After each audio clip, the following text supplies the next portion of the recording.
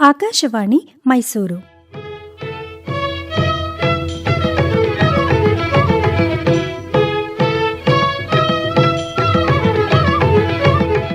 ಮಹಿಳಾ ರಂಗ ಸಾಧನಾ ಶಿಖರ ಕಾರ್ಯಕ್ರಮದಲ್ಲಿ ಹಿರಿಯ ವೃತ್ತಿ ರಂಗಭೂಮಿ ಕಲಾವಿದೆ, ಸಮಾಜ ಸೇವಕಿ ಹಾಗೂ ಪೋಷಕ ನಟಿ ಮಾಲತಿ ಮೈಸೂರು ಅವರೊಡನೆ ಸಂದರ್ಶನ. ಇವರೊಂದಿಗೆ ಭಾಗವಹಿಸುತ್ತಾರೆ ದಿಗ್ವಿಜಯ್ ಬಿ.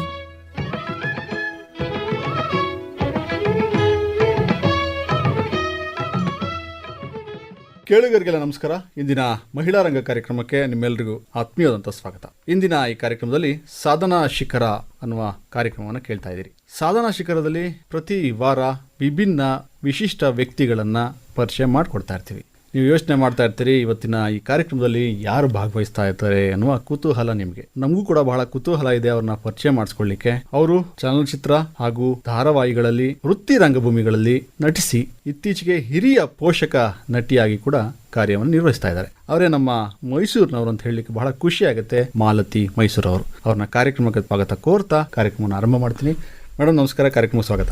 ನಮಸ್ಕಾರ ಸರ್. ಬಹಳ ಖುಷಿ ಆಗ್ತಿದೆ ತಮ್ಮನ್ನು ನೋಡ್ತಾ ಇದ್ರೆ. ನಮಗೆ ಟಿವಿಲಿ ನೋಡ್ತಾ ಇದ್ವಿ, ಪೇಪರ್ ಅಲ್ಲಿ ನೋಡ್ತಾ ಇದ್ವಿ, ಫೇಸ್ಬುಕ್ ಅಥವಾ ಬುಕ್ ಗಳಲ್ಲಿ ನೋಡ್ತಾ ಇದ್ವಿ. ಈಗ ನಿಮ್ಮನ್ನ ನಮ್ಮ ಆಕಾಶವಾಣಿ ಸ್ಟುಡಿಯೋದಲ್ಲಿ ಕೂರ್ಸ್ಕೊಂಡು ಮಾತಾಡೋದು ಬಹಳ ಖುಷಿಯಾದ ವಿಚಾರ ಮೇಡಮ್. ನನಗೂ ನಿಮ್ಮನ್ನು ನೋಡಿ ಖುಷಿ ಆಯ್ತು. ಮಾಲತಿ ಮೈಸೂರು ಅಂತ ಹೇಳಿದಾಗ ಬಹಳ ದೊಡ್ಡ ಒಂದು ನಟಿ, ಹಿರಿಯ ವ್ಯಕ್ತಿತ್ವ, ತುಂಬ ಕೆಲಸಗಳನ್ನ ಮಾಡಿದ್ದಾರೆ. ಆದರೆ ಎಲ್ಲೂ ಕೂಡ ಆಡಂಬರ ಅಬ್ಬರಕ್ಕೆ ಎಡೆ ಮಾಡಿಕೊಳ್ಳಲಿಲ್ಲ. ತಮ್ಮ ಕೆಲಸ ಆಯಿತು, ತಮ್ಮ ವೃತ್ತಿ ಆಯಿತು, ತಮ್ಮ ಜೀವನ ಆಯಿತು, ತಮ್ಮ ಕಲಾ ಪ್ರೇಮ ಆಯಿತು, ಅದನ್ನು ಮಾಡ್ಕೊಂಡು ಬರ್ತಾ ಇದ್ದೀರಿ ಅಲ್ವಾ?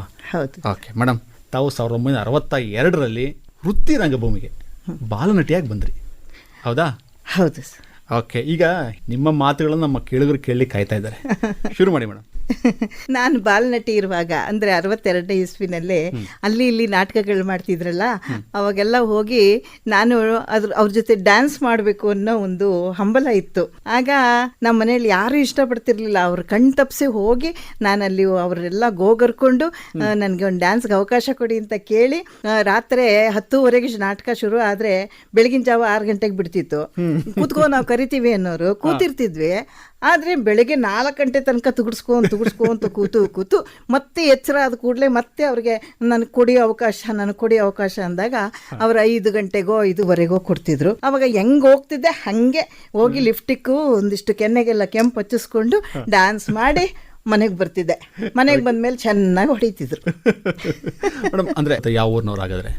ಮೈಸೂರೇ, ಹುಟ್ಟು ಬೆಳೆದಿದ್ದೆಲ್ಲ ಮೈಸೂರೇ. ಅಂದ್ರೆ ಈಗ ನಾಟಕಕ್ಕಾಗಿ ಹೋಗ್ತಿದ್ದು ನೀವು ಮೈಸೂರಲ್ಲ, ಬೇರೆ ಕಡೆ? ಅಲ್ಲ, ಮೈಸೂರಿನಲ್ಲೇನೆ ಅಲ್ಲಿ ಇಲ್ಲಿ ಎಲ್ಲೋ ಒಂದ್ ಕಡೆ ನಾಟಕಗಳು ಮಾಡ್ತಾ ಇರ್ತಿದ್ರು. ಶನಿಪ್ರಭಾ ಅವಾಗೆಲ್ಲ ಹೆಚ್ಚು ಅಂದ್ರೆ ರಾಜ ವಿಕ್ರಮ, ಅದೊಂದು ಸತ್ಯಹರ್ಷ, ಇಂಥವೇನೇನೋ ನಾಟಕಗಳು ಮಾಡೋರು. ಅವಾಗ ನಾನು ಏನ್ ನಾಟಕ ನೋಡ್ಬೇಕು ಅಂತ ಹೋಗ್ತಿರ್ಲಿಲ್ಲ, ಡ್ಯಾನ್ಸ್ ಮಾಡ್ಬೇಕನ್ನೋ ಆಸೆಗೆ ಹೋಗ್ತಿದ್ದೆ. ಆಮೇಲೆ ಎಲ್ಲಾದ್ರೂ ದೇವಸ್ಥಾನದಲ್ಲೇ ರಿಕಾರ್ಡ್ ಹಾಕಿದ್ರೆ ನಾನು ಹಾಡ್ಬೇಕು ಅಂತ ಹೋಗ್ತಿದ್ದೆ. ಈ ತರ ಅಂದ್ರೆ ನಿಮಗೆ ಆ ಚಿಕ್ಕ ವಯಸ್ಸಿನಲ್ಲೇ ಕೂಡ ಈ ನಟನೆ, ಡ್ಯಾನ್ಸ್, ಹಾಡುವಂತಹ ಹವ್ಯಾಸ ಇಟ್ಕೊಂಡಿದ್ರೆ ಇಲ್ಲ ಕಲಿತಾ ಇದ್ರೆ ಹೇಗದು? ಇಲ್ಲ, ನಾನೇನು ಕಲಿತಿರ್ಲಿಲ್ಲ. ಅವಾಗೆಲ್ಲ ಗುಬ್ಬಿ ಕಂಪ್ನಿ ಅದೆಲ್ಲ ಲವಾಕುಶ ನಾಟಕಗಳು ಅವೆಲ್ಲ ಬರ್ತಿದ್ವು. ಯಾವಾಗಲಾದರೂ ಹೋಗ್ತಿದ್ದೆ, ಅದನ್ನು ನೋಡ್ತಿದ್ದೆ. ಅವಾಗ ಬಾಲನಟರ ಪಾತ್ರ ನೋಡಿದಾಗ ನಾನು ಮಾಡಬೇಕು ಅನ್ನೋ ಒಂದು ಹಂಬಲ ಇರ್ತಿತ್ತು. ಹೀಗಾಗಿ ಆ ಕಡೆ ಹೆಚ್ಚು ಗಮನ. ಶಾಲೆ ಅಂತೂ ಕಲೀಲೇ ಇಲ್ಲ. ನಾನು ಶಾಲೆ ಕಲಿಯೋದು ಶಾಲೆ ಬಗ್ಗೆ ವಿಚಾರ ಮಾಡಿದ್ರೆ ರಾಜ್ಕುಮಾರ್ ಅಣ್ಣವ್ರನ್ನ ತಂಗಿ ನಾನು. ತಂಗಿ ಅಂದ್ರೆ ಅವ್ರು 3ನೇ ಕ್ಲಾಸ್, ನೀವು 2ನೇ ಕ್ಲಾಸಾ? ಇಲ್ಲ, ಅವ್ರು 4ನೇ ಕ್ಲಾಸ್ ಇರ್ಬೇಕು, ನಾನು 3ನೇ ಕ್ಲಾಸ್. ಓ ಹಾಗೆ. ಬಹಳ ಚೆನ್ನಾಗಿ ಹೇಳಿದ್ರಿ. ಈಗ ಆಗಿನ ಸಮಯದಲ್ಲಿ ನೀವು ಆಗಲೇ ಕೂಡ ಹೇಳಿದ್ರಿ, ನಟನೆ ಮಾಡಲಿಕ್ಕೆ, ಈ ಒಂದು ನಾಟಕಗಳಲ್ಲಿ ಭಾಗವಹಿಸೋದು, ಹಾಡೋದು, ಡ್ಯಾನ್ಸ್ ಮಾಡೋದು ಹೆಣ್ಣು ಮಕ್ಕಳಿಗೆ ಮನೇಲಿ ನಿಷಿದ್ಧ ಅದು ಅಲ್ವಾ? ಖಂಡಿತ ಇತ್ತು. ಅದರಲ್ಲಿ ನಮ್ಮ ಗೌಡ್ರ ಮನೆತನದಲ್ಲಂತೂ ಹೊರಗಡೆಗೆ ನಿಂತ್ಕೊಳಕ್ ಬಿಡ್ತಿರ್ಲಿಲ್ಲ. ಹೌದು, ಯಾರಾದ್ರೂ ಮನೆಗೆ ಬಂದ್ರೆ ಹೋಗಿ ಅಡಿಗೆ ಮನೆ ಸೇರ್ಕೋಬೇಕಾಗಿತ್ತು ನಾವು. ಆ ಪರಿಸ್ಥಿತಿ ಇದ್ದಂತಹ ಸಮಯದಲ್ಲೂ ಕೂಡ ನೀವು ಕದ್ದು ಮುಚ್ಚಿ ಹೋಗಿ ನಟನೆ ಮಾಡ್ತಿದ್ರಿ. ಆಮೇಲೆ ಕೂಡ ನಿಮಗೆ ಅದೇ ವೃತ್ತಿಯಾಗಿ ಪರಿವೃತ್ತಿ ಆಗುವಂತದ್ದು. ಹೌದು ನೋಡಿ, ಅದು ಹೇಗೆ ಅಂತಂದ್ರೆ, ನಾನು ಎಲ್ಲಾದ್ರೂ ಯಾವ್ದಾದ್ರು ಒಂದು ಸಿನಿಮಾ ಇದ್ರು ನಾವು ನೋಡ್ಕೊಂಡ್ ಬರ್ತಿದ್ವಲ್ಲ, ಆ ಟೈಮ್ ನನ್ನ ತಾಯಿ ಸತ್ತು ಅಲ್ಲಿ ಹೆಣ ಮಲಗಿಸಿದ್ರು ನಾ ಇಲ್ಲೊಂದು ಟವಲ್ ಹಾಕೊಂಡು ಇಬ್ಬರು ಪಾತ್ರನು ಮಾತಾಡ್ಕೊಂಡು ಇದು ಮಾಡ್ತಿದ್ದೆ. ಆ ಸತ್ಯದರೆ ಅಳಬೇಕು ನಾವು, ಇನ್ನವ್ರು ನಮಗ್ ಸಿಗಲ್ಲ ಅನ್ನೋ ಕಲ್ಪನೆನೂ ನನ್ಗೆ ಇರ್ತಿರ್ಲಿಲ್ವಂತೆ. ಹೇಳ್ತಿದ್ರು ಅವರೆಲ್ಲ. ಅಲ್ಲಿ ತಾಯಿ ಸತ್ತ ಮಲಗಿದಾಳೆ, ಇದು ನೋಡು ನಾಟಕದ ಮಾತು ಮಾತಾಡ್ತಾನೆ ಅಂತೈತೆ, ಇದಕ್ಕೆಂತ ಹುಚ್ಚಿರ್ಬೇಕು, ನಮ್ಮ ಗೌಡ್ರ ಮನೆತನದ ಮರ್ಯಾದೆ ಕಳೆಯಕ್ಕೆ ಹುಟ್ಟುಬಿಟ್ಟಿದ್ದಾಳೆ ಇವಳು, ಈ ತರ ಎಲ್ಲ ಬೈತಿದ್ರು ಮನೆ. ಬಹಳ ಚಿಕ್ಕ ವಯಸ್ಸಲ್ಲಿ ತಾಯಿ ತಿರೋದ್ರು ಹಾಗಾದ್ರೆ? ನನ್ಗೆ 7-8 ವರ್ಷದವಳು ಇದ್ದೆ ನಾನು, ಅವಾಗ್ಲೇ ತೀರೋಗ್ಬಿಟ್ರು ಅವರು. ಆಮೇಲೆ ಅದನ್ನೆಲ್ಲ ನೋಡಿ ಈ ಗುರು ಸ್ಪೀಟ್ ಮಾಲ್ಟ್ ಅಂತ ಇದೆಯಲ್ಲ, ಹೌದು, ಅಲ್ಲಿ ಗುರಣ್ಣವ್ರಿದ್ರು. ಅವರು ನಮ್ಗೆ ಪರಿಚಯ ಇದ್ದಿದ್ರಿಂದ ಅವರು ನಮ್ಮ ತಾಯಿ ಸತ್ತಾಗೆಲ್ಲ ಬಂದಿದ್ರು. ಆವಾಗ ನೋಡಿ ಇದೇನೇ ನೀನು ಅಲ್ಲಿ ಅಮ್ಮ ಸತ್ತಿದ್ದಾರೆ, ನೀನು ಇಲ್ಲಿ ನಾಟಕದ ಮಾಡ್ತಾ ಇದೀಯಾ, ನಾಟಕ ಕಂಪ್ನಿ ಸೇರ್ಕೋತೇನೆ ಅನ್ನೋರು. ಹ್ಞೂ ಅಂತಿದ್ದೆ. ಅದಕ್ಕೆ ಅದು ಆಮೇಲೆ ನಮ್ಮ ಅಕ್ಕನಿಗೆ ಅವ್ರು ಹೇಳಿದ್ರು, ನೋಡಿ ಅವಳು ಕಲಾವಿದೆ ಆಗೋ ಲಕ್ಷಣ ಇದೆ ಅವಳಿಗೆ, ತಂದೆ ತಾಯಿ ಇಬ್ರು ತೀರ್ಕೊಂಡ್ಬಿಟ್ರು, ಆ ಮಕ್ಕಳ ಜವಾಬ್ದಾರಿ ನಿಮ್ಗೂ 3 ಜನ ಮಕ್ಕಳಿದ್ದಾರೆ, ಅದರಿಂದ ಅವಳು ಕಲಾರಂಗಕ್ಕಾರು ಹಚ್ಬಿಡ್ರಿ ಅಂತ ಹೇಳಿ ಅವ್ರ ಕಡೆಯಿಂದ ಶ್ರೀಕಂಠ ಮೂರ್ತಿಗಳ ಕಂಪನಿಗೆ ಬಾಲನಟಿಯಾಗಿ ಹೋದ್ರು. ಓಕೆ, ಅದು 1962 ಅಂತ ಕಾಣುತ್ತೆ. 62. ಓಕೆ, ಅಲ್ಲಿಂದ ನಿಮ್ಮ ಜರ್ನಿ ಶುರು ಆಯ್ತು. ಈಗ ವೃತ್ತಿ ರಂಗಭೂಮಿದಲ್ಲಿ ನೀವು ಆಕ್ಟಿಂಗ್ ಮಾಡ್ಲಿಕ್ಕೆ ಶುರು ಮಾಡಿದ್ರಿ, ನಂತರ ಹೇಗೆ ಈ ಜರ್ನಿ ಕಂಟಿನ್ಯೂ ಆಯ್ತು? ಆಮೇಲೆ ಸ್ವಲ್ಪ ನಾನು ದೊಡ್ಡವಳಾದೆ, 11.5 ವರ್ಷದಲ್ಲಿ ನಾನು ದೊಡ್ಡವಳಾದೆ ಅಂತ ಹೇಳಿ, ಇನ್ನು ದೊಡ್ಡವಳಾದ್ಮೇಲೆ ಕಂಪ್ನಿಲಿ ಬಿಡಬಾರ್ದು ಅಂದ್ಬಿಟ್ಟು ಅಕ್ಕ ಕರ್ಸ್ಕೊಂಡು ಇಟ್ಕೊಂಡಿದ್ರು ಮನೇಲಿ. ಆಮೇಲೆ ನನಗೆ ಅದು ಬಿಡ್ಲೇ ಇಲ್ಲ ಹುಚ್ಚು. ಆ ನಂತರ ಬಾಲ್ಯ ವಿವಾಹನೂ ಮಾಡಿಬಿಟ್ರು, ಅಲ್ಲಿ ಸರಿಯಾಗ್ಲಿಲ್ಲ. ಮತ್ತೆ ನಾನು ತವ್ರ ಮನೆಗೆ ಬರುವಂತ ಪರಿಸ್ಥಿತಿ ಬಂತು ಅಕ್ಕನ ಮನೆಯಲ್ಲೇ. ಅವಾಗ 16 ವರ್ಷ ವೃತ್ತಿ ಕಂಪನಿಗೆ ಯಾವ ವೃತ್ತಿ ಅಷ್ಟರಲ್ಲಿ ಶ್ರೀಕಂಠ ಮೂರ್ತಿಗಳ ಕಂಪನಿ ಒಂದು ಬಾಲನಟಿಯಾಗಿದ್ದೆ.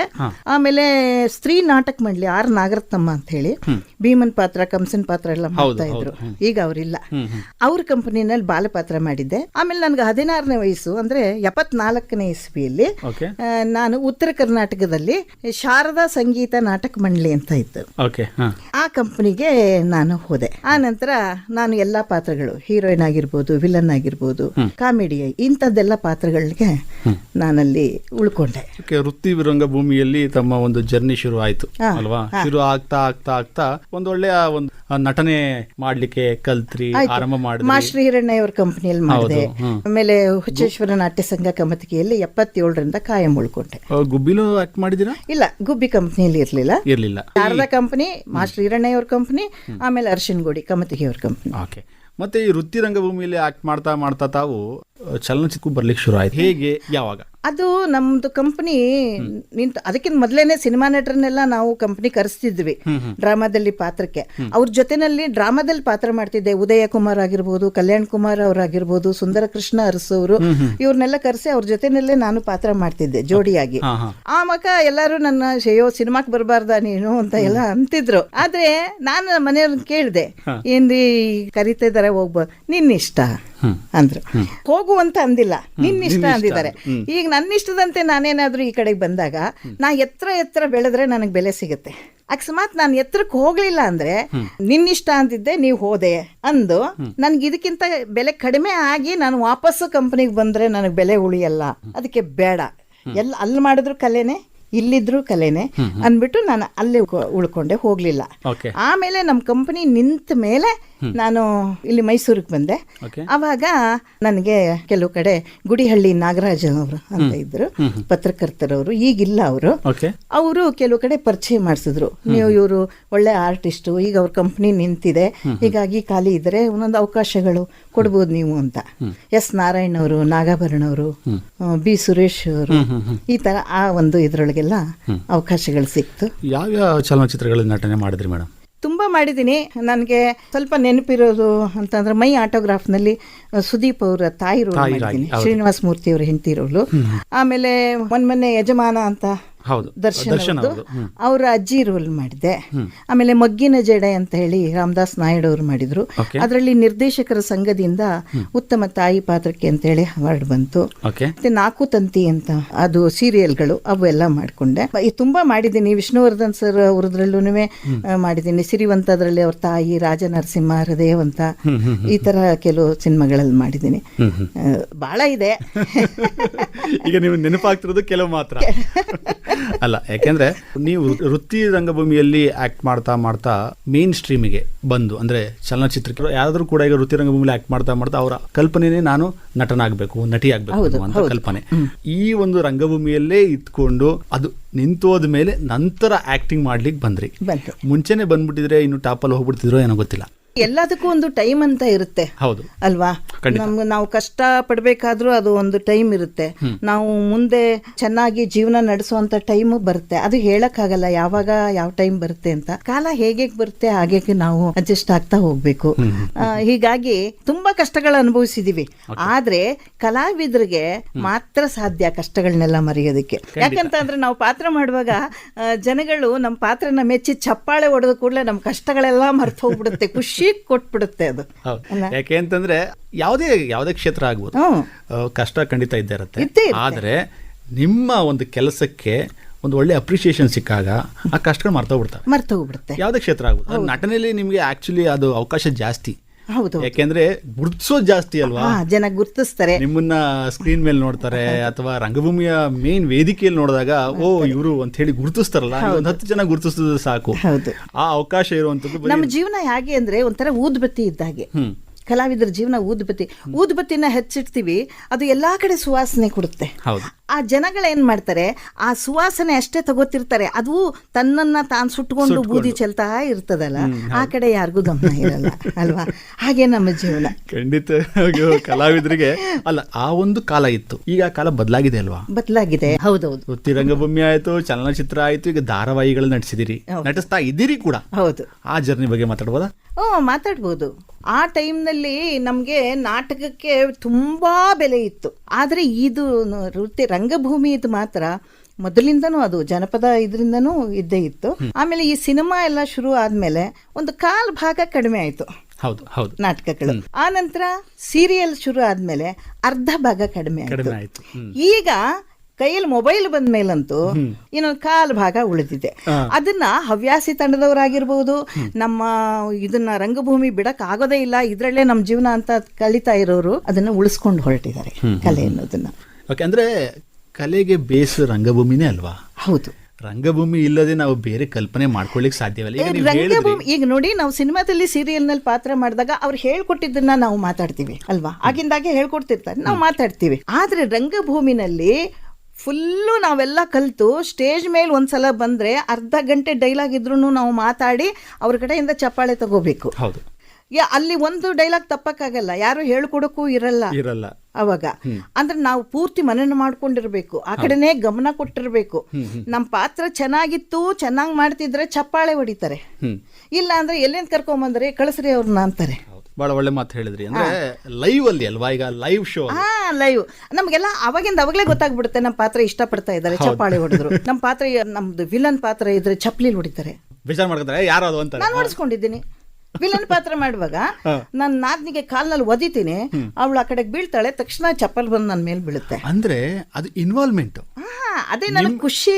ನಿಮ್ಮ ಇನ್ವಾಲ್ವ್ಮೆಂಟ್ ಆಕ್ಟಿಂಗ್ದು. ಹೌದು, ನೋಡಿದ್ರು ಆ ಇನ್ವಾಲ್ವ್ಮೆಂಟ್ ನೋಡಪ್ಪ, ಹೀರೋಯಿನ್ಗೋ ಇಲ್ಲ ಒಳ್ಳೆ ತನಕೋ ಒದಿತಾ ಇದ್ದಾಳೆ, ಕೆಟ್ಟತನ ಇದು ಅಂತ ಹೇಳಿ ಅವರು ಎರುಗ್ತಾರಲ್ಲ, ಅಂದ್ರೆ ಅದು ನಿಮ್ ಇನ್ವಾಲ್ವ್ಮೆಂಟ್, ಅವ್ರ ನೋಡುಗರ ಒಂದು ಇನ್ವಾಲ್ವ್ಮೆಂಟ್. ನಮ್ಗೆ ಖುಷಿ ಆಯ್ತು.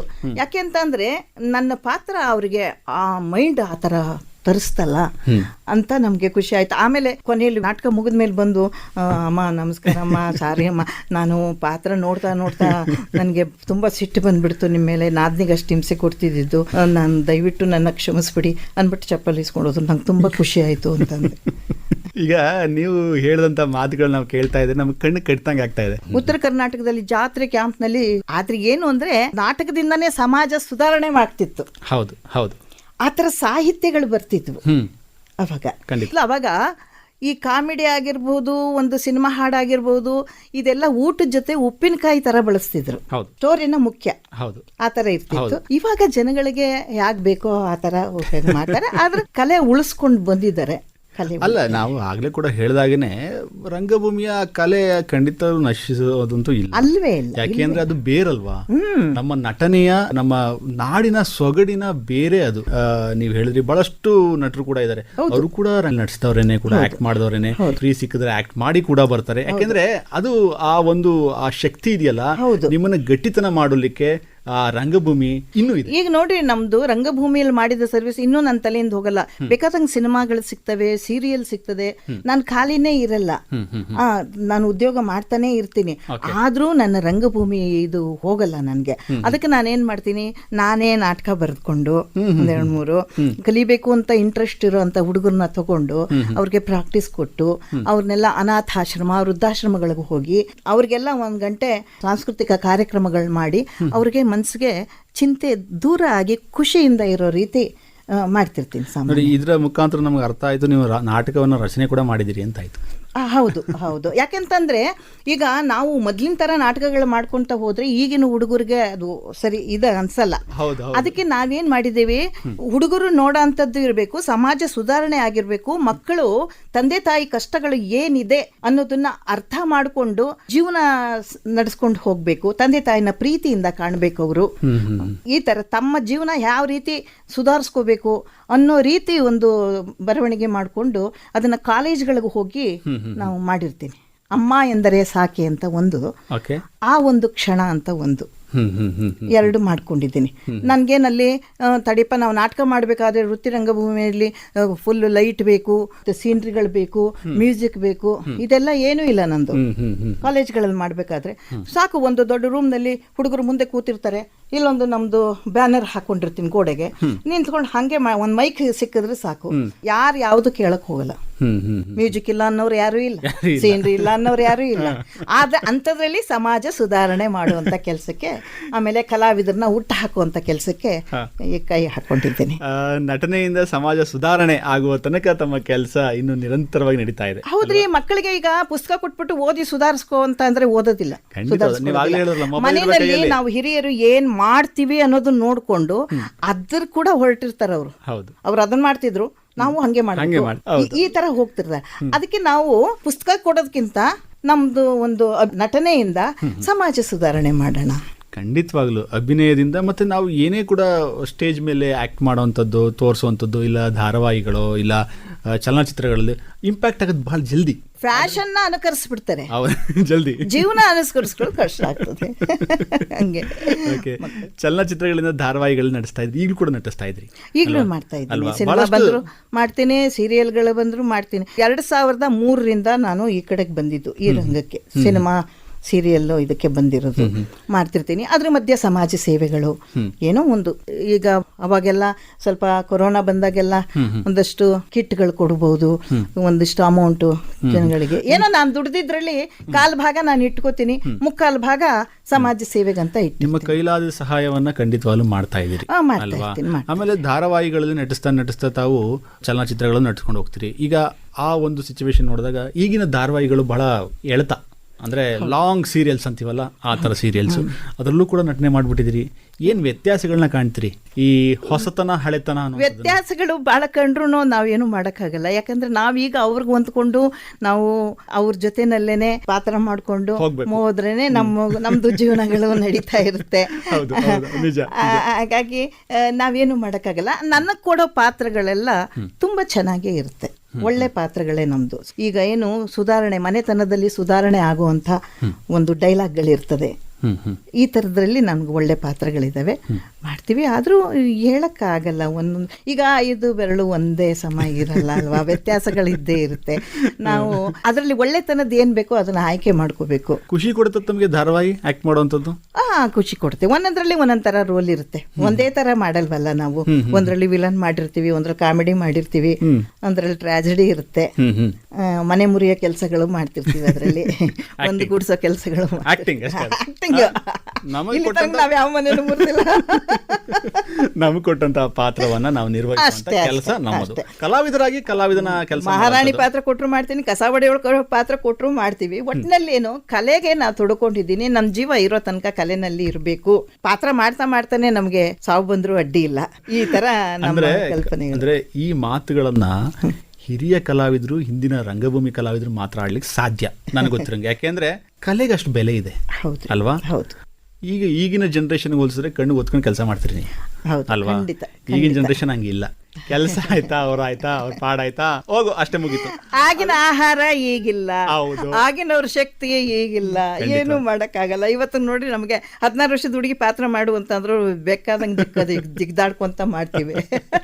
ಆಗಿನ ಕಾಲದಿಂದನೂ ನಟನೆ ಮಾಡ್ಕೊಂಡ್ ಬಂದಿದ್ರಿ, ಈಗಿನ ಕಾಲದವರೆಗೂ ನಟನೆಯನ್ನ ಮಾಡ್ಕೊಂಡು ಎಲ್ರಿಗೂ ಸರಿ ಸಾಟಿ ಹೇಳ್ತಾರೆ, ಏನಮ್ಮ ಅವಾಗ ಅವ್ರ ಅಪ್ಪವ್ರ ಜೊತೆ ಪಾತ್ರ ಮಾಡ್ತಿದ್ರಿ. ಈಗ ಉದಾಹರಣೆಗೆ ಸೂರ್ಯವಂಶ ಅಂತ ಸೀರಿಯಲ್ ಬರ್ತಾ ಇದೆ, ಉದಯ ಕುಮಾರ್ ಜೊತೆ ನಾ ಪಾತ್ರ ಮಾಡಿದ್ದೆ ಸರಿ ನಾಟಕದಲ್ಲಿ. ಅವ್ರ ಮಗನ ಜೊತೆನಲ್ಲಿ ಹೆಂಡತಿ ಪಾತ್ರ ಮಾಡ್ತಾ ಇದ್ದೀನಿ. ಕಲಾವಿದರಿಗೆ ಸಾವಿಲ್ಲ ಇಲ್ಲ ಅನ್ನೋದು ಈ ಒಂದು ಮಾತು ಜಗಜ್ಜಾಹಿರ್ ಅಲ್ವಾ? ನೀವು ಬಹಳ ಹಿರಿಯ ನಟರ ಜೊತೆ ಕೆಲಸ ಮಾಡಿ ನೋಡಿದಿರಿ, ಈಗಲೂ ಕೂಡ ಯಂಗ್ ಜನರೇಷನ್ ಅಂತ ಕೆಲಸ ಮಾಡ್ತಿದ್ದೀರಿ. ಹೌದು. ಏನು ವ್ಯತ್ಯಾಸಗಳು ಕಾಣ್ತವೆ?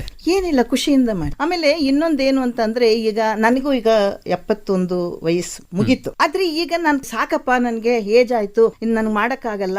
ಕಷ್ಟ ಆಗತ್ತೆ, ಪಾತ್ರ ಮಾಡಕ್ ಕಷ್ಟ ಆಗುತ್ತೆ, ನಿದ್ಗೆಡೋದು ಕಷ್ಟ ಆಗುತ್ತೆ, ಕೂತ್ಕೊಂಡಿರೋದು ಕಷ್ಟ ಆಗುತ್ತೆ. ಆದ್ರೂನು ಹಾಗೆ ಕೂತ್ಕೊಂಡ್ರೆ ನಾವು ಮಾನಸಿಕ ರೋಗಿ ಆಗ್ತೀವಿ. ಲವಲವಿಕೆಯಿಂದ ಇರಬೇಕು, ಮತ್ತೆ ನಮ್ ಟೈಮ್ ಪಾಸ್ ಆಗುತ್ತೆ, 4 ಕಾಸು ಖರ್ಚಿಗೆ ಬರುತ್ತೆ. ಅದರಲ್ಲಿ ನಮಗೆ ಏನು ಒಳ್ಳೆ ಕಾರ್ಯ ಮಾಡಬೇಕು ಆ ಕಾಸಿನಲ್ಲಿ ಅದು ಮಾಡಕ್ಕೆ ನಮಗೆ ಅವಕಾಶ ಸಿಗುತ್ತೆ. ಇದರಲ್ಲಿ ಸ್ವಕಾರ್ಯ ಸ್ವಾಮಿ ಕಾರ್ಯ ಎರಡೂ ಇರುತ್ತೆ ಅಂದಾಗ ನಾನು ಖುಷಿಯಾಗಿರ್ತೀನಿ. ಯಾಕೆ ಮಾಡಬಾರ್ದು? ಕೆಲಸ ಮಾಡ್ತಾ ಇರ್ಬೇಕು, ನಮ್ಮ ಆರೋಗ್ಯ ದೃಷ್ಟಿಯಿಂದ ಒಳ್ಳೇದು, ಮತ್ತೆ ನಾವು ಖುಷಿಯಾಗಿರ್ತೀವಿ. ನಾಣ್ಯ ಚಲಾವಣೆಯಲ್ಲಿದ್ರೇನೆ ಮಾತ್ರ ಅದಕ್ಕೊಂದು ಬೆಲೆ ಇರುತ್ತೆ. ನಾನು ಈಗ ಪಾತ್ರ ಮಾಡೋದು ನಿಲ್ಸಿದ್ರೆ ಒಂದು 6 ತಿಂಗಳು ನಿಲ್ಸ್ಬಿಡ್ಲಿ, ನನ್ನ ಎಲ್ಲ ಮರ್ತು ಬಿಡ್ತಾರೆ. ಅದಕ್ಕೆ ನಾವು ಹೋದ ಮೇಲೂ ನೆನ್ಪಿಟ್ಕೊಂಡಿರ್ಬೇಕು ಅಂತ ಸಮಾಜ ಸೇವೆನಲ್ಲಿ ಒಂದು ಒಳ್ಳೊಳ್ಳೆ ಕೆಲಸಗಳನ್ನ ಮಾಡೋದು. ಉಸಿರು ಹೋದ್ರು ಹೆಸರು ಉಳಿದಿರ್ಬೇಕು. ಅಲ್ಲ, ನೀವು ಮಾಡಿದಂತಹ ಪಾತ್ರಗಳು ಕೂಡ ಇನ್ನೂ ನಮ್ಮ ಮನಸ್ಸಿನಲ್ಲಿ ಅಚ್ಚುಳಿಯೇ ಇರುತ್ತಲ್ವಾ, ಅದರಿಂದ ಕೂಡ ನೆನ್ಪು ಖಂಡಿತ ಇಡ್ತೀರಿ. ಕಲೆಗೆ ಸಾವಿಲ್ಲ, ಕಲಾವಿದರಿಗೂ ಸಾವಿಲ್ಲ. ಯಾಕೆಂದ್ರೆ ರಾಜ್ಕುಮಾರ್ ಸರ್ನ ಮರ್ತಿದೀವ, ಇಲ್ಲಿ ಈಗ ಇತ್ತೀಚೆಗೆ ನಮ್ಮ ಪುನೀತ್ ಅವ್ರು ಹೋದ್ರು, ಅವ್ರನ್ನ ಮರ್ತಿದೀವ. ಅಯ್ಯೋ, ಅವ್ರನ್ನ ಮರೆಯಕ್ ಸಾಧ್ಯನೇ ಇಲ್ಲ. ಅಪ್ಪ ಗುಡಿ ಕಟ್ಟಿದ್ರೆ ಮಗ ಕಳಸ ಇಟ್ಬಿಟ್ಟು ಹೋಗ್ಬಿಟ್ಟು ಅಲ್ವಾ. ಈಗ ಅವ್ರ ಹೆಸರಿನಲ್ಲಿ ನಾನು ಪ್ರಶಸ್ತಿ ಕೊಡ್ತೀನಿ, ಪುನೀತ್ ಅವ್ರ ಹೆಸರಿನಲ್ಲಿ. ಅಂದ್ರೆ ಸಾಧನೆ ಮಾಡಿದಂತ ಯಾವ ಕ್ಷೇತ್ರದಲ್ಲೇ ಆಗಿರ್ಲಿ, ಸಾಧಕರು ಇರ್ತಾರಲ್ಲ, ಅವ್ರನ್ನ ಆಯ್ಕೆ ಮಾಡ್ಕೋತೀನಿ. ಎಂಥವ್ರಾಗಿರ್ಲಿ, ಬೀದಿ ಕಸ ಹೊಡೆಯವರಾಗಿರ್ಬೋದು, ಮತ್ ಸಂಗೀತಗಾರರಾಗಿರ್ಬೋದು, ಇಂಥವ್ರನ್ನ ನೋಡಿ ಆಯ್ಕೆ ಮಾಡ್ಕೊಂಡು ಒಂದು 15-20 ಜನನ ಆಯ್ಕೆ ಮಾಡಿಕೊಂಡು ಮರೆಯದ ಮಾಣಿಕ್ಯ ಪ್ರಶಸ್ತಿ ಅಂತ ಕೊಡ್ತಿರ್ತೀನಿ. ಆಮೇಲೆ ನಮ್ಮ ಯಜಮಾನ್ರ ಹೆಸರಿನಲ್ಲೂ ಒಂದು 5 ಲಕ್ಷ ರೂಪಾಯಿನ ನಾವು ನಾಟಕ ಅಕಾಡೆಮಿಯಲ್ಲಿ ದತ್ತಿ ಅಂತ ಇಟ್ಟಿದ್ದೀವಿ. ಅವ್ರ ಹೆಸರಿನಲ್ಲಿ ಒಬ್ಬರಿಗೆ ಪ್ರಶಸ್ತಿ ಕೊಡ್ತಾರೆ ವರ್ಷ. ನನ್ನ ಹೆಸರಿನಲ್ಲಿ ಮಾಲತೇಶ್ವರಿ ರಂಗ ಪ್ರಶಸ್ತಿ ಅಂತೇಳಿ ಅದನ್ನು ಕೊಡ್ತಾರೆ. ಕನ್ನಡ ಉಳಿಸ್ಬೇಕು, ಕನ್ನಡ ಸಲುವಾಗಿ ನಾನು ಹೋರಾಡಕ್ಕಾಗಲ್ಲ. ಅದಕ್ಕೆ ನಾನೇನ್ ಮಾಡ್ತೀನಿ, ಗೌರ್ಮೆಂಟ್ ಸ್ಕೂಲ್ನಲ್ಲೇ ಕಲ್ತಿರ್ಬೇಕು. ಗೌರ್ಮೆಂಟ್ ಸ್ಕೂಲಲ್ಲಿ ಮಕ್ಕಳು ಓದಕ್ಕೆ ಸರಿ ಅನ್ಸಲ್ಲ ಅಂತ ಪ್ರೈವೇಟ್ಗೆ ಹಾಕ್ತಿರ್ತಾರೆ. ಬಡವರು ಏನ್ ಮಾಡ್ಬಿಡ್ತಾರೆ, ನಮ್ಮ ಮಕ್ಕಳು ಜಾಣರಾಗಬೇಕು ಅಂತ ಸಾಲ ಸೋಲ ಮಾಡಿ ಪ್ರೈವೇಟ್ ಸ್ಕೂಲ್ಗೆ ಹಾಕ್ತಿರ್ತಾರೆ. ನನ್ನ ಉದ್ದೇಶ ಏನು, ಗೌರ್ಮೆಂಟ್ ಸ್ಕೂಲ್ನಲ್ಲೇ ಓದಿರ್ಬೇಕು. SSLC ನಲ್ಲಿ ಬರೀ ಕನ್ನಡ ಒಂದೇ ವಿಷಯದಲ್ಲಿ 125ಕ್ಕೆ 125 ಮಾರ್ಕ್ಸ್ ತೆಗೆದವರಿಗೆ ಪ್ರಶಸ್ತಿ ಅದನ್ನ ಮಾಡ್ತೀನಿ ವರ್ಷ. ಅಂದ್ರೆ ಆ ಜಿಲ್ಲೆ ತಾಲೂಕು ಯಾರೇ ಎಲ್ಲಿ ಹಳ್ಳಿಗಳು ಅಲ್ಲೆಲ್ಲ ಗೌರ್ಮೆಂಟ್ ಸ್ಕೂಲಲ್ಲಿ ಇರ್ತಾರೆ, ಅಲ್ಲಿ ಯಾರು ಕನ್ನಡ ವಿಷಯದಲ್ಲಿ 125ಕ್ಕೆ 125 ತೆಗಿತಾರೆ, ಎಲ್ಲರನ್ನು ಕರೆಸಿ ನಾವು ಪ್ರಶಸ್ತಿ ಕೊಡ್ತೀನಿ. ನೀವನ್ನ ನೆನಪಿಟ್ಕೊಂಡು ಖಂಡಿತ ನೆನಪಿಟ್ಕೊಂಡೇ ಇರ್ತಾರೆ. ಯಾಕೆಂದ್ರೆ ಸಮಾಜ ಸೇವೆ, ಆಕ್ಟಿಂಗು ಇದೆಲ್ಲ ಇದ್ದಾಗ ಅವರೆಲ್ಲ ನೆನಪಿಟ್ಕೊಳ್ಳೋದು ನನಗೆ ಮುಖ್ಯ ಅಲ್ಲ. ನಾನು ಒಂದು ಒಳ್ಳೆ ಕೆಲಸ ಮಾಡಿ ಹೋಗ್ಬೇಕು, ಆತ್ಮತೃಪ್ತಿ ಇರಬೇಕು. ಮತ್ತೆ ನಾವು ಸತ್ತಾಗ ಎಲ್ಲಾನು ನಾವು ಹೊತ್ಕೊಂಡು ಹೋಗಲ್ಲ ಅಲ್ವಾ. ಎಲ್ಲ ಇಲ್ಲೇ ಬಿಟ್ಟು ಹೋಗೋದಕ್ಕೆ ಸುಮ್ಮನೆ ಬೇಕು ಅಂತ ಕೂಡಿಟ್ಟುಕೊಂಡು ಬಿಟ್ಟು ಹೋಗೋದಕ್ಕೆ ಯಾಕೆ, ಅದನ್ನೇ ಕೊಟ್ಟು ಹೋಗೋಣ ಅಲ್ವಾ. ಇನ್ನೊಂದು ಮಾತು ನಾನು ನಿಮ್ಮನ್ನ ಕೇಳಲೇಬೇಕು, ಏನಂತಂದ್ರೆ ವೃತ್ತಿ ರಂಗಭೂಮಿಯ ಒಂದು ಓನರ್ ಆಗಿದ್ರಿ ನೀವು ಅಲ್ವಾ. ಓನರ್ ಆಗಿ ತಾವು ಕೆಲಸವನ್ನ ಕೊಡ್ತಾ ಇದ್ರಿ, ಹಾಗೆ ಸಂಬಳವನ್ನ ಕೊಡ್ತಾ ಇದ್ರಿ ಅಲ್ವಾ. ಆಮೇಲೆ ನೀವು ಅದನ್ನ ಬಿಟ್ಟು ಅದು ಮುಚ್ಚೋದ ಮೇಲೆ ನೀವು ಬೇರೆ ಕಡೆ ಹೋಗ್ಲಿಕ್ಕೆ ಸಾಧ್ಯ ಆಯ್ತು, ಮತ್ತೆ ಸಂಬಳ ತಗೊಳ್ಲಿಕ್ಕಾಯ್ತು. ಅದ್ರ ಬಗ್ಗೆ ಏನಾದ್ರು ಮಾತು ಹೇಳ್ಬೋದಾ? ನಾನು ನಮ್ಮ ಕಂಪನಿ ನಿಂತ ಮೇಲೆ ಇನ್ನೊಂದು ಕಂಪನಿಗೆ ಹೋಗಲಿಲ್ಲ. ಯಾಕೆ ಹೋಗಲಿಲ್ಲ ಅಂತ ಅಂದರೆ, ನಾನು ಒಂದು ಕಂಪನಿ ಮಾಲೀಕರ ಹೆಂಡತಿಯಾಗಿ 4 ಕಂಪನಿ ನಡೆಸ್ತಿದ್ರು, ಎಲ್ಲ ಪೇಮೆಂಟ್ ಕೊಟ್ಕೊಂಡು ಮಾಡಿಕೊಂಡು. ಆದರೆ ನಾನೇನು ಒಡತಿ ಥರ ನಾನು ಇರಲಿಲ್ಲ. ನಾನು ಒಬ್ಬ ಸಾಧಾರಣ ಎಲ್ಲರ ಜೊತೆ ನಾನು ಒಬ್ಬ ನಟಿಯಾಗೇನೆ ಕೆಲಸ ಮಾಡ್ಕೋತಿದ್ವಿ. ಒಂದೊಂದ್ಸಲ ಮಳೆ ಬಂದ್ಬಿಟ್ಟು ಥಿಯೇಟ್ರೆಲ್ಲ ನೀರು ತುಂಬಿಡ್ತಿತ್ತು, ಕುರ್ಚಿ ಗುಂಡಿಲೆಲ್ಲ. ಸಾಯಂಕಾಲ ನಾಟಕ ಮಾಡಬೇಕಾದ್ರೆ ಕಷ್ಟ ಆಗ್ತದೆ ಅಂತ ಹೇಳಿ ನಾವೇ ನೀರೆಲ್ಲ ಚೆಲ್ಲಿ ಕಸ ಎಲ್ಲ ತೆಗೆದು, ಕೆಲವೊಂದ್ಸಲ ಥಿಯೇಟ್ರ್ ಬಿದ್ದಿರ್ತಿತ್ತು, ಅದನ್ನ ರಿಪೇರಿ ಮಾಡೋರಿಗೆ ನಾವೇ ಅಡುಗೆ ಮಾಡ್ಕೊಂಡು ಹೊತ್ಕೊಂಡು ಹೋಗಿ ಕೊಟ್ಟು ಇಂಥ ಕಷ್ಟಗಳೆಲ್ಲ ಪಟ್ಟಿದ್ದೀವಿ ರಂಗಭೂಮಿನಲ್ಲಿ. ಇಷ್ಟೆಲ್ಲ ಮಾಡಿ ನಾವು ಕಂಪನಿ ನಡ್ಸ್ಕೊಂಡು ಹೋಗ್ತಿದ್ದು. ಒಂದು ಅರ್ಶನಗೋಡಿ ಮಾಲೀಕರಂದ್ರೆ ಒಳ್ಳೆ ಹೆಸರು, ಅರ್ಶನಗೋಡಿ ಕಂಪನಿ ಅಂತ ಅಂದ್ರೆ ಇಷ್ಟೊಂದು ಹೆಸರು ಪಡೆದಂತಹ ಒಂದು ಕಂಪನಿ ಮಾಲೀಕರ ಹೆಂಡತಿಯಾಗಿದ್ದು, ಈಗ ನಮ್ಮ ಕಂಪ್ನಿ ನಿಂತ ಮೇಲೆ ಇನ್ನೊಂದು ಕಂಪ್ನಿನಲ್ಲಿ ಪಾತ್ರ ಮಾಡಿ ನಾನು ಪೇಮೆಂಟ್ ತಗೊಳಕ್ಕೆ ನನ್ನ ಮನಸ್ಸು ಒಪ್ಪಲಿಲ್ಲ. ಹೀಗಾಗಿ ಮತ್ತೆ ಬೇರೆ ಕಂಪ್ನಿಗೆ ನಾನು ಹೋಗ್ಲೇ ಇಲ್ಲ. ಆದ್ರೆ ನಾಟಕದಲ್ಲಿ ಪಾರ್ಟ್ ಮಾಡಲಿಲ್ಲ ಅಂದ್ರೆ ನನಗೆ ಸಮಾಧಾನ ಆಗ್ತಿರ್ಲಿಲ್ಲ. ಆ ಉದ್ದೇಶಕ್ಕೆ ನಾವೇ ನಾಟಕಗಳನ್ನ ಇದು ಮಾಡಿಕೊಂಡು ಹುಡುಗರಿಗೂ ಕಲಿಸಿ ಅವ್ರ ಜೊತೆನಲ್ಲಿ ನಾನು ಪಾತ್ರ ಮಾಡೋದು.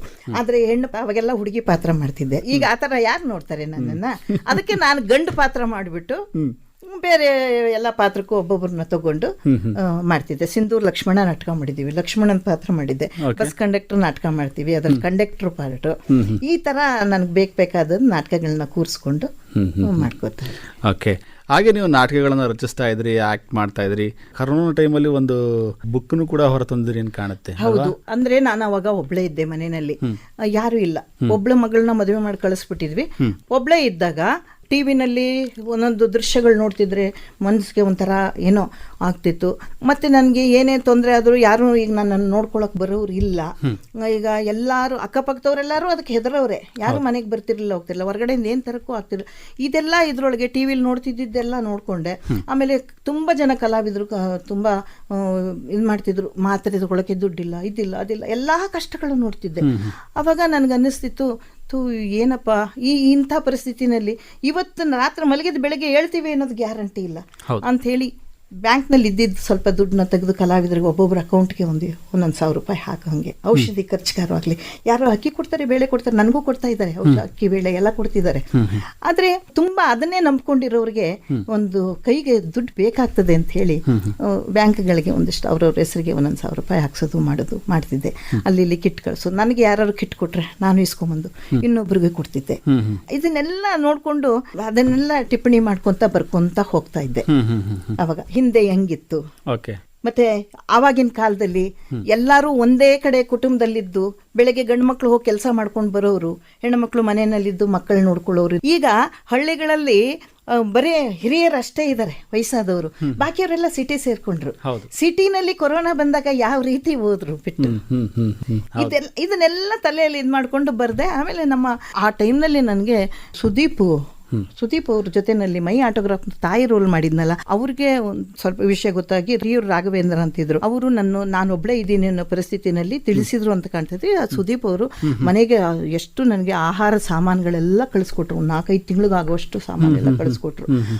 ಅದನ್ನ ನಾವು ಇವತ್ತಿಗೂ ಮರೆಯೋಕ್ಕೆ ಆಗಲ್ಲ. ಮತ್ತೆ ನಾವು ಕಲಾವಿದರ ಸಂಘದಿಂದನೂ ಅಷ್ಟು ಇಷ್ಟು ಕಳಿಸ್ಕೊಡ್ತಿದ್ರು. ಎಲ್ಲನೂ ಬರಿತಾ ಇದ್ದೆ ನಾನು ಬಂದಿದ್ದೆಲ್ಲ. ಅದಕ್ಕೆ ನಮ್ಮ ಹುಡುಗರು, ನನ್ನ ಅಭಿಮಾನಿಗಳು ನನ್ನ ನೋಡ್ಬಿಟ್ಟು ಎಷ್ಟು ಚೆನ್ನಾಗಿ ಬಂದಿದೆ ಅಮ್ಮ, ಇದನ್ನ ಬುಕ್ ಮಾಡೋಣ ಅಂದರು. ನಾನೇನು ಕವಿಯತ್ರಿ ಅಲ್ಲಪ್ಪ, ಏನಿಲ್ಲ ಅಂತ ಅಂದೆ. ಇಲ್ಲಮ್ಮ ಚೆನ್ನಾಗಿ ಬರುತ್ತೆ, ಮಾಡೋಣ ಅಂತ ಹೇಳಿ ಬುಕ್ ಪ್ರಿಂಟ್ ಮಾಡಿಸಿದ್ರು. ಓಕೆ. ಆ ಸಂದರ್ಭದಲ್ಲಿ ಬರೆದಂತಹ ಕೆಲವು ಸಣ್ಣ ಸಣ್ಣ ಟಿಪ್ಪಣಿಗಳು, ಸ್ವಲ್ಪ ಸಣ್ಣ ಸಣ್ಣ ಕಥೆಗಳು ಕೂಡ ಒಂದು ಬುಕ್ ಆಗಿದೆ ಅಲ್ವಾ? ಅದು ಆ ಒಂದು ಕ್ಷಣ ಅಂತ ಹೇಳಿ ಒಂದು ಬುಕ್ ಆಗಿದೆ. ಹಾಗೆ ನಿಮ್ಮ ಹೆಸರಲ್ಲಿ ಬಹಳಷ್ಟು ಪುಸ್ತಕಗಳು ಬಂದಿದ್ದಾವೆ ಅಲ್ವಾ? ಒಂದು 6 ಪುಸ್ತಕ ಬಂದಿದ್ದಾವೆ. ಓಕೆ. ಹೌದು. ಗುಡಿಹಳ್ಳಿ ನಾಗರಾಜ್ ಅಂತ ಇದ್ರಲ್ಲ, ಅವರು ತೆರೆ ಸರಿದಾಗ ಅಂತ ಮೊದಲನೇ ಪುಸ್ತಕ ಮಾಡಿದ್ರು. ಆ ಪುಸ್ತಕ ಪ್ರಿಂಟ್ ಆಗೋಕ್ಕಿಂತ ಮುಂಚಿತವಾಗಿ ಸುಧಾ ವಾರಪತ್ರಿಕೆಯಲ್ಲಿ 20 ವಾರ ಧಾರಾವಾಹಿ ಆಗಿ ಬಂತು. ಆ ನಂತರ ಬುಕ್ ಪ್ರಿಂಟ್ ಆಗಿ ಅದಕ್ಕೆ ಪ್ರಶಸ್ತಿನೂ ಬಂತು. ಗುಡಿಹಳ್ಳಿ ನಾಟಕ ಅಕಾಡೆಮಿ ಅಂತ ಪ್ರಶಸ್ತಿ ಬಂತು. ಆ ನಂತರ ಸೆಕೆಂಡ್ ತೆರೆ ಸರಿಯಿತು ಅಂತ ಒಂದು ಮಾಡಿದ್ರು, 2ನೇ ಪ್ರಿಂಟ್. ಆ ನಂತರ ಮತ್ತೆ ಬಾಲಗಂಗಾಧರ ಸ್ವಾಮೀಜಿಯವರು ಇದರಿಂದ ಮತ್ತೊಂದು ಪುಸ್ತಕ ಸಹ ಅದು ಪ್ರಿಂಟ್ ಆಯ್ತು. ಆಮೇಲೆ ಮತ್ತೆ ರಂಗ ಸಾರ್ಥಕ ಅಂತ ಒಂದು, ಜರ್ನಿ ವಿತ್ ಮಹಾನದಿ ಅಂತ ಒಂದು, ಹೀಗೆ ಒಂದು 6 ಪುಸ್ತಕ. ಒಂದು ಅಭಿನಂದನಾ ಗ್ರಂಥ, ಗವಿ ಶಿರೇಮಠ್ ಅಂತ ಗುಲ್ಬರ್ಗದವರು, ಅವರು ಒಂದು 450 ಪೇಜ್ದು ಒಂದು ಅಭಿನಂದನಾ ಗ್ರಂಥ ಬರೆದ್ರು. ನನ್ನ ಅಭಿಮಾನಿಗಳಿಂದ ಲೇಖನಗಳನ್ನ ತರಿಸ್ಕೊಂಡು ಅದು ಒಂದು ಅಭಿನಂದನಾ ಗ್ರಂಥ ಮಾಡಿದ್ರು. ಮೇಡಮ್, ಏನ್ ನಿಮ್ಮ ಒಂದು ಅರ್ಧ ಗಂಟೆ ಸಮಯದಲ್ಲಿ ನಿಮ್ಮನ್ನ ಸಂದರ್ಶನ ಮಾಡ್ಲಿಕ್ಕೆ ಸಾಧ್ಯನೇ ಇಲ್ಲ. ಬಹಳಷ್ಟು ವಿಷಯಗಳು ಇನ್ನೂ ಇದಾವೆ, ಹೆಕ್ತಾ ಇದ್ರೆ ಬೇರೆ ಬೇರೆ ವಿಚಾರಗಳು, ನಿಮ್ಮ ನಟನೆ ಆಗಿರ್ಬೋದು, ಸಮಾಜ ಸುಧಾರಣೆ ಬಗ್ಗೆ, ನಿಮ್ಮ ಲೇಖನದ ಬಗ್ಗೆ ಬಹಳ ಸಂತೋಷ ಇದೆ ನಮಗೆ. ತಾವು ಮೈಸೂರು ಆಕಾಶವಾಣಿಗೆ ಬಂದು ಆದಷ್ಟು ತಮ್ಮ ಜರ್ನಿಯ ಬಗ್ಗೆ ನಮ್ಮ ಕೇಳುಗರಿಗೆ ತಿಳಿಸ್ಕೊಟ್ಟಿದ್ದೀರಿ ಅಂತ ಭಾವಿಸ್ತಾ, ನಿಮ್ಮ ಜರ್ನಿ ಹೀಗೆ ಮುಂದುವರಿತಾ ಇರಲಿ. ಕಲಾವಿದರಿಗೆ ಕಲೆ ಸಾವು ಖಂಡಿತ ಇಲ್ಲ ಅನ್ನೋದು ನನ್ನ ಭಾವನೆ. ಯಾಕೆ ಅಂತಂದ್ರೆ ಅವ್ರು ಯಾವಾಗ್ಲೂ ಕೂಡ ನಮ್ಮೆಲ್ಲ ಏನು ಕಲಾಪ್ರೇಮಿಗಳ ಮನಸ್ಸಿನಲ್ಲಿ ಅಚ್ಚಳಿದೆ ಉಳಿಯಿರ್ತಾರೆ ಅನ್ನೋದು ನನ್ನ ಭಾವನೆ. ಅದೇ ರೀತಿಯಲ್ಲಿ ತಮ್ಮ ಜರ್ನಿ ಹೀಗೆ ಮುಂದುವರಿತಾ ಇರಲಿ. ಏನು ಒಳ್ಳೊಳ್ಳೆ ಕೆಲಸ ಮಾಡ್ತೀರಾ, ಕೆಲಸ ಮುಂದುವರಿಸ್ತೀರಿ, ಮುಂದುವರಿಲಿ. ನಿಮಗೆ ಆ ದೇವರು ಆಶೀರ್ವಾದ, ಇನ್ನು ಆಯಸ್ಸು ಆರೋಗ್ಯ ಕೊಟ್ಟು ಕಾಪಾಡಲಿ ಅಂತ ಹೇಳ್ತಾ ಇಷ್ಟೊತ್ತು ಆಕಾಶವಾಣಿ ಜೊತೆ ಮಾತಾಡಿ ಧನ್ಯವಾದ. ನಮಸ್ಕಾರ. ನಾನು ಅಷ್ಟೇ, ಎಲೆ ಮರೆ ಕಾಯಿ ಅಂತಿರೋ ಕಲಾವಿದರನ್ನ ಗುರುತಿಸಿ ನೀವು ಕರೆದು ಸಂದರ್ಶನ ಮಾಡಿ ಪ್ರತಿಯೊಬ್ಬರಿಗೂ ಈ ಕಲಾವಿದೆಯನ್ನು ಪರಿಚಯಿಸ್ತಾ ಇದ್ದೀರಲ್ಲ, ಈ ಆಕಾಶವಾಣಿಗೆ ನಾನು ತುಂಬ ಹೃದಯದ ಧನ್ಯವಾದಗಳನ್ನು ಸಲ್ಲಿಸ್ತೀನಿ. ಇದು ಹೀಗೆ ಮುಂದೆ ಉರಿಲಿ, ಇದು ಶಾಶ್ವತವಾಗಿ ಇದ್ದು ಎಲ್ಲ ಕಲಾವಿದರಿಗೂ ಪ್ರೋತ್ಸಾಹ ಇರಲಿ ಮತ್ತು ಎಲ್ಲ ಕಲಾವಿದರು ಪರಿಚಯ ಎಲ್ಲರಿಗೂ ಆಗಲಿ ಅಂತ ಬಯಸ್ತೀನಿ. ನಮಸ್ಕಾರ ಮೇಡಮ್. ನಮಸ್ತೆ.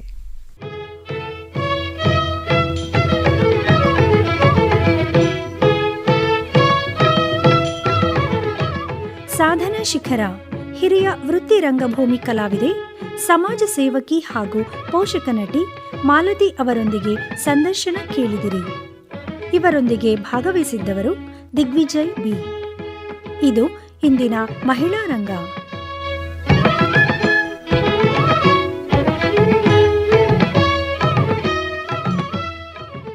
ಈ ಕಾರ್ಯಕ್ರಮ ಆಕಾಶವಾಣಿ ಮೈಸೂರು ಕೇಂದ್ರದಿಂದ ಪ್ರಸಾರವಾಯಿತು.